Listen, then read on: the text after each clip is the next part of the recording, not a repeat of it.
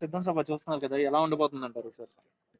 సిద్ధం సభ చాలా సక్సెస్ అవుతుందండి. సిద్ధం సభ ఎలా ఉంటుంది అనేది కాదు, జగనన్న వస్తున్నాడంటే అక్కడ నాయకులు, కార్యకర్తలు, వైఎస్ఆర్ కుటుంబ సభ్యులు ప్రతి ఒక్కరూ ఆయన కోసం ఎదురు చూసేవాళ్ళు. సక్సెస్ అవుతుందండి, దానికంతా ఏం ఇది కాదండి సిద్ధం సభ అనేది. చంద్రబాబు నాయుడు, పవన్ కళ్యాణ్, బీజేపీ వీళ్ళందరూ పొత్తు పెట్టుకుని వస్తున్నారు కదా, బీజేపీ కూడా ఇప్పుడు కనెక్ట్ అయింది. సింహం అనేది సింగల్ లాగా వస్తుందండి, పందులే గుంపులుగా వస్తాయి. ఒక్క వైఎస్ఆర్ మన సీఎం గారిని వైఎస్ జగన్మోహన్ రెడ్డి సింగల్ గా వస్తాడు, ఒక సింహం లాగా వస్తాడు. ఆయన ముందు వీళ్ళంతా ఒక పందులే తప్ప ఆయన్ని సింహం లాగానే గెలిపించుకొని వస్తారు. 175 గెలిపించుకునే అవకాశం ఉందండి. ఖచ్చితంగా గెలుస్తాడు. ఖచ్చితంగా 175కి 175 వస్తాయి. అంటే రాష్ట్ర వ్యాప్తంగా ఇన్ని సంక్షేమ పథకాలు పెట్టారు కదా, సోమరబోతులు అవుతున్నారు అంటారు. సోమరబోతులు అవుతున్నారు, దేనికి సోమరబోతులు అవుతున్నారండి? గత ప్రభుత్వంలో ఎన్ని హామీలు ఇచ్చారండి, ఒక్కటి నెరవేర్చిన పాపం లేదు. ఈ రోజు జగన్మోహన్ రెడ్డికి పాదయాత్రలో ఇచ్చిన మాటల ప్రకారము నవరత్నాలు అనేది తీసుకొచ్చి ఎక్కడ చూసినా అభివృద్ధికి సంక్షేమ పథకాలు తీసుకొస్తూ ప్రజలకు అందే విధంగా చేస్తున్నారు. ఇది సోమరపాదతనం అని అనడం వాళ్ళకి అలా ఎలా అనిపిస్తుంది అనేది అర్థం కాలేదండి. ఇప్పుడు ఖచ్చితంగా ఎగురుతుందండి. చంద్రబాబు నాయుడు, పవన్ కళ్యాణ్ ఏమంటున్నారంటే, పవన్ కళ్యాణ్ అంటున్నాడు కదా పాతాళంలోకి పంపిస్తాను, జగన్ ఇంటికి పంపిస్తాను. వాళ్ళే అసలు పాతాళంలోకి వెళ్ళిపోతారు. ఇప్పటికే పాతాళంలోకి వెళ్ళిపోయారు. లాస్ట్ టైమే చెప్పారు కదా జనాలకి, కాదన్నా లాస్ట్ టైమే చెప్పారు కదా, అమ్మా మీకు పసుపు కుంకుమ ఇస్తున్నాం అన్నారు. ఆడాలు ఏం చేశారు, బాగా పసుపు పూసి పెద్ద గంగమ్మ పెట్టినాడు, బొట్టు పెట్టి పంపించారు. పవన్ కళ్యాణ్ ఇప్పుడు వచ్చి ఏం చేస్తాడు, పలానా చేయగలుగుతాడు. వస్తే గీస్తే 4గో పెళ్లి చేసుకొని ఇంకా ఏదైనా ఓడిపోతే గిడిపోతే 4గో పెళ్లి చేసుకుని ఆమెకు వచ్చే ఆస్తులు ఏదైనా సంపాదించుకుని ఆమెను ఏదైనా చూసుకోవచ్చు. ఇప్పుడు 3 దేశాలు అయిపోయినాయి, తెలంగాణ అయిపోయింది, ఏపీ అయిపోయింది, విదేశాల అమ్మాయి అయిపోయింది. ఇంకెవరైనా వెస్ట్ ఇండీస్ ఇంకేడైనా ఏరే దేశం ఉంటే అమ్మాయిని చేసుకుని అక్కడ సెటిల్ అవుతాడు పవన్ కళ్యాణ్ గారు. అంతేనా? 175కి 175 తగ్గేదే లేదు. సముద్రం లోతు ఎంత అంటే ఎవరు చెప్పగలుగుతారు? ఆ సముద్రం అనేది జగన్మోహన్ రెడ్డి. సముద్రం లోతు ఎవరు చూడలేరు కదా. అవంతా పిల్ల కాలువలు, ఎన్ని కాలువలు చేరుకున్నా ఇన్ని నదిలో జారాలి, ఎన్ని నదులు వచ్చినా సముద్రంలో జారాలి. సముద్రం నీళ్ళు ఎన్ని ఎత్తి పోస్తారు వాళ్ళు. మళ్ళా జగరేది వైఎస్ఆర్ జగన్ అనే, మళ్ళా కూర్చునేది సీఎం కూడా జగన్మోహన్ రెడ్డి. దాంట్లో అయితే తేడానే లేదు. అయ్యా, సిద్ధం సభ బ్రహ్మాండంగా జరుగుతుంది.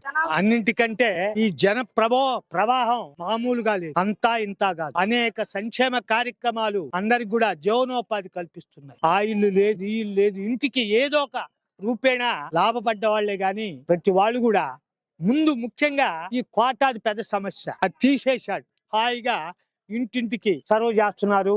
తర్వాత రెండోది పెన్షన్, వృద్ధాప్య పెన్షన్, ఇంటిని డోర్ డెలివరీ, 4ంటికల్లా తాతయ్య అవ్వ లేవండి అని మంచి సంక్షేమ కార్యక్రమాలు ఏర్పాటు చేస్తారు. ఇటువంటి ఆయన కని విని ఎరుగని రీతిలో సీఎం గారు చేస్తున్నారు. కాబట్టి మరలా సీఎం గారే, మరలా జగన్మోహన్ రెడ్డి గారే. పవన్ కళ్యాణ్ జగన్ ఇంటికి పంపిస్తాను వాళ్ళు ఏమండి, కుక్కలు ఎన్ని మురిగితే జంగం పరపతి బాధ్యా. ఇప్పుడు వాళ్ళు ఏదో మాట్లాడుకుంటుంటారు నాయన, అవన్నీ కూడా ఒట్టి కళ్ళబొల్లి మాటలే. ఇప్పుడు రాష్ట్ర వ్యాప్తంగా సొంత చెల్లెలు తిరుగుతుంది కదా, బీజేపీ వీళ్ళందరూ పొత్తుంది కదా. ఎన్నున్నా ఏమండి, ఎన్నున్నా జగనన్న ప్రభంజనం మరలా 30 సంవత్సరాలు 3 పర్యాయాలు మరలా సీఎం కావాలని మా ఆకాంక్ష. మల్లవరం మేము కోఆపరేటివ్ ట్రైనింగ్ చదివి పూర్తి చేసి వచ్చాం. అప్పుడు గవర్నమెంట్ మారింది, రామారావు గవర్నమెంట్ వచ్చింది. అందువల్ల సింగిల్ విండో సిస్టమ్ పెట్టారు. అందువల్ల మేము అసలు ఉద్యోగానికి అర్హత లేకుండా చేశారు అటువంటి మహానుభావుడు తెలుగుదేశం గవర్నమెంట్. చివరికి ఏదో చిన్నగా 10 మంది పిల్లలకి ట్యూషన్ చెప్పుకొని జీవనోపాధి కల్పిస్తుంది. అది నాయన పరిస్థితి. ఇప్పుడు జగన్ పరిపాలన వచ్చాక ఎలా అనిపిస్తుంది? సుపరిపాలన అయ్యా.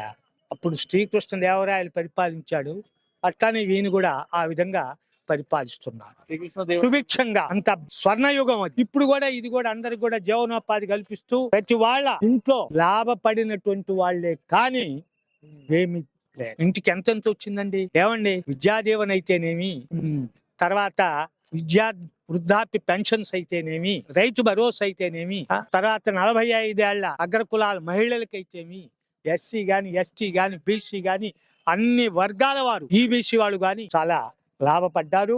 ఈయన్ని గుండెలో పెట్టుకొని పూజిస్తారు వైఎస్ జగన్ గారు. అంటారు సిద్ధం సభ. సిద్ధం గురించి మనం చెప్పడం కన్నా కూడా లైవ్ లో ఇది ఒక్కసారి ఇటు చూపించుకోండి, జూమ్ చేసుకోండి. ఇలా చూస్తేనే ఇంత జనం. ఎప్పుడో 4 గంటలకి జగన్మోహన్ రెడ్డి గారు వచ్చి సభ స్టార్ట్ అయింది, కానీ 5-6 గంటల ముందలే ఈ సభకి వేలాది మంది అభిమానులు కార్యకర్తలు వచ్చేసి ఇప్పటి నుంచే నిన్న కోటప్పకొండ చూసాం తిరునాల, ఈ రోజు జగనన్న జాతర చూడబోతున్నాం 4 గంటలకి. చంద్రబాబు నాయుడు పవన్ కళ్యాణ్ ఇద్దరు పొత్తు పెట్టుకుని వస్తున్నారు. బీజేపీ పొత్తు ఉందంటున్నారు. ఈసారి ఎలా ఉండదు అంటారు? బీజేపీ కూడా పొత్తుతో వస్తున్నారు. ఎంత మంది కట్టగట్టుకొని వచ్చినా ఒక మాట చెప్తాడు అనిల్ కుమార్ యాదవ్ గారు, మాజీ శాసనసభ్యులు. ఏమని చెబుతాడు?